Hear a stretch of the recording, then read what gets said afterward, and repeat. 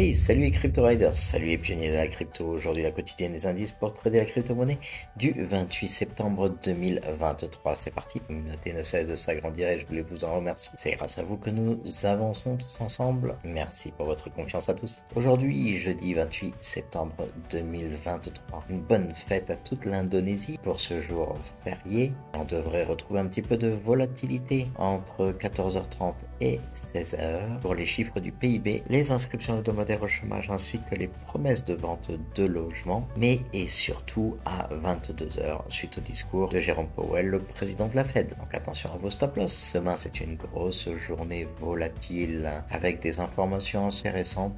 Pour l'Angleterre, nous avons le PIB annuel et trimestriel du T2. En France, nous avons l'IPC France de septembre.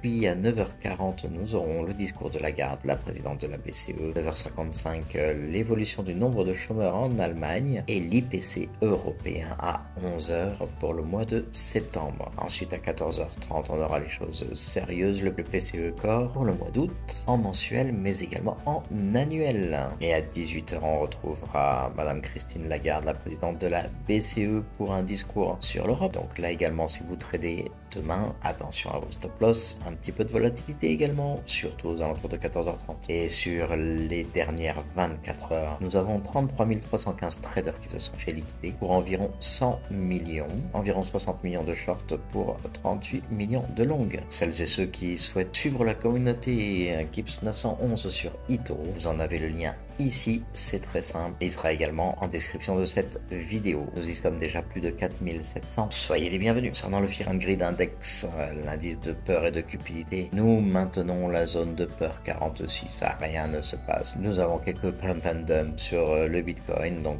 quelques cryptos qui suivent plus ou moins le mouvement. Mais le marché est vraiment dans sa phase de latéralisation et je vous publierai d'ailleurs, j'essaierai de faire ça demain, le graphique concernant les émotions pour 2024. Sur le Bitcoin, vous allez voir, c'est très intéressant. Nous sommes en phase de sommeil, en phase de latéralisation et le but du jeu en ce moment, c'est vraiment que tout le monde se désintéresse de la crypto avec un électroencéphalogramme aussi plat. C'est exactement ce que fait la liquidité, elle se désintéresse de la crypto. Notre top 10 des crypto-monnaies, comme on peut le voir en dézoomant, tout est dans le rouge. On a un Bitcoin qui fait exactement les mêmes mouvements que l'Ethereum. On se retrouve avec un Bitcoin tradable à 26 403, un Ethereum à 1610, un BNB à 211, un XRP quasiment à 0,5, un Cardano à 0,24, le Dogecoin 0,06, Solana à 19,22 et le Toncoin qui vient de réintégrer notre top 10 à 2,20. Chiffre du CBBI aujourd'hui est de 36. Pour ce 28 septembre, nous continuons à trader cette résistance commune à tous les bear markets. Nous attendons donc à moyen terme une résolution très fortement haussière. Aujourd'hui, on parle du stock to flow modèle. Il est intéressant de noter que le modèle est passé du bleu clair au bleu foncé. En général, ce qui se passe quand on passe du bleu clair au bleu foncé, c'est qu'on arrive ensuite dans le mauve pour repartir à la hausse dans le rouge. Donc il nous faut encore passer par le mauve pour passer à la hausse dans le rouge. Il est à noter durant le premier cycle où la couleur bleue était entièrement sous la moyenne du stock to flow, on se retrouve dans le deuxième cycle avec une couleur bleue qui est au niveau de la moyenne du modèle. On se retrouve au troisième cycle avec du bleu qui sort, qui est largement au-dessus de la moyenne. Alors va-t-on cette fois-ci se retrouver avec du bleu qui va rester sous la moyenne ou qui va venir au-dessus de la moyenne? On note que l'objectif du stock to flow pour cette année est très élevé. Le Bitcoin qui se joue de nous et qui hier a repris un petit peu de dominance alors que nous arrivions sur les 60. Nous sommes redescendus tester les 43 à l'instant. Un Bitcoin qui ne veut pas laisser la lumière aux altcoins et qui essaye à tout prix de rester la star de ce marché. Vous pouvez me rajouter à votre Twitter sur X, Gips 911 officiel, pour avoir les dernières informations rapidement. Comme je disais, le Bitcoin qui veut reprendre de la lumière, nous sommes maintenant à 9,9%. Et nous retrouvons un Bitcoin qui a tendance à vouloir revenir dans le vert tout doucement, alors que de nombreuses alts se sont faites dominer. Plus que 210 jours pour le halving du Bitcoin, encore 30 458 blocs à miner et déjà 85,50% du cycle réalisé. Concernant le BTC USD, vous voyez qu'on assiste énormément à du pump and dump, du pump and dump, du pump and dump, et là, du pump and dump. on a énormément de manipulation sur ce marché. En effet, il y a beaucoup de baleines qui continuent à acheter en ce moment.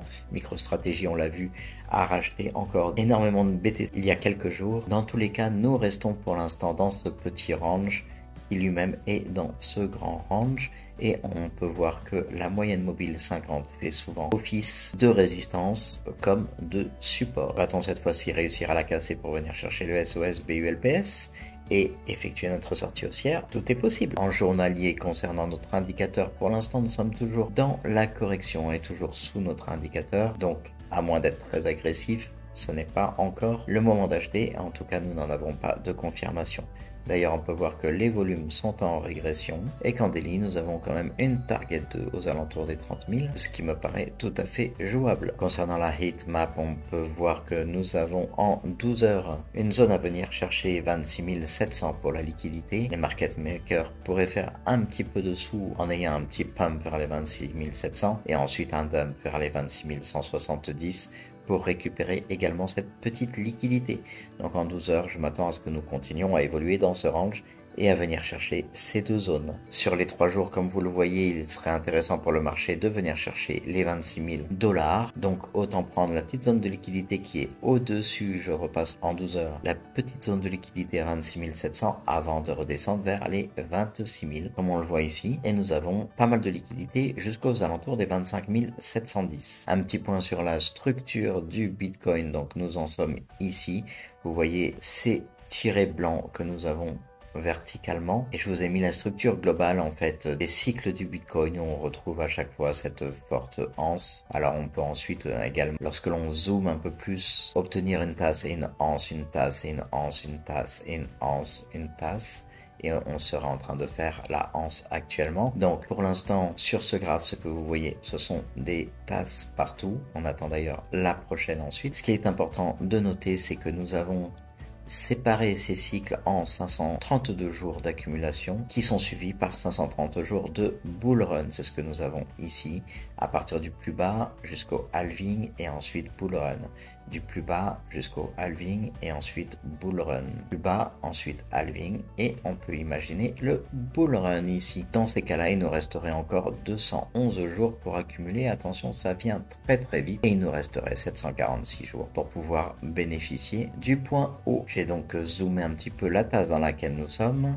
Vous voyez cette tasse et vous voyez mes bougies de projection ici. Donc nous sommes venus chercher notre oblique tranquillement, on l'a travaillé, on reprend un petit peu de puissance. L'idée c'est maintenant de venir le casser pour venir chercher tranquillement cette nouvelle oblique, la retravailler et ensuite la recasser pour venir chercher cette forte résistance que l'on travaillera également pour pouvoir ensuite venir chercher notre ligne de coup. Tout à l'heure je vais vous parler de tasse et anse, comme vous pouvez le voir, une tasse, une petite anse, et comme on le voit dans le schéma de Wyckoff, on sait que le marché du Bitcoin réagit énormément aux patterns qui sont connus, et donc on retrouve ici la première hausse que nous avons là, la seconde hausse que nous avons là, puis ensuite une série de descentes que nous avons là pour créer cette première tasse. Une fois cette première tasse créée, nous avons ici des mouvements qui nous permettent ensuite de venir rechercher la zone d'aversion avant de pouvoir ensuite continuer dans la zone du déni et au retour de confiance. Donc ce sont des patterns qui sont connus, qui sont très utilisés dans la finance traditionnelle. Or on sait que le Bitcoin suit énormément le Nasdaq et le SP500 dans lesquels on peut tout à fait jouer ce pattern et comme on le voit ici, on retrouve ce pattern parfaitement bien, y compris sur le cycle précédent. Si je zoome un petit peu sur les phases, donc nous avions la panique puis le mur de l'incertitude. Nous sommes remontés vers la zone d'anxiété et tout à fait possible de retourner sur l'aversion. Alors à ce niveau-là, on peut très bien avoir l'anxiété ici puis l'aversion ici et repartir dans le déni pour maintenant partir vers une sortie haussière. Mais on peut également voir l'anxiété simplement au niveau de la ligne de coup, se retrouver sur l'aversion, donc la partie descendante pour créer notre tasse qui peut très bien descendre un peu plus bas, et revenir ensuite sur la ligne de coup, la casser après un petit peu de travail et remonter directement en sortie haussière. Les amis, si cette vidéo vous a apporté quelque chose, abonnez-vous et activez la petite cloche, ça m'aide énormément dans mon travail. Et pour le référencement sur YouTube, je compte sur vous pour nous aider à nous développer. Rejoignez-nous dans le Discord comme sur X. Je vous souhaite à tous d'excellents trades. N'oubliez pas que votre portefeuille soit crypto.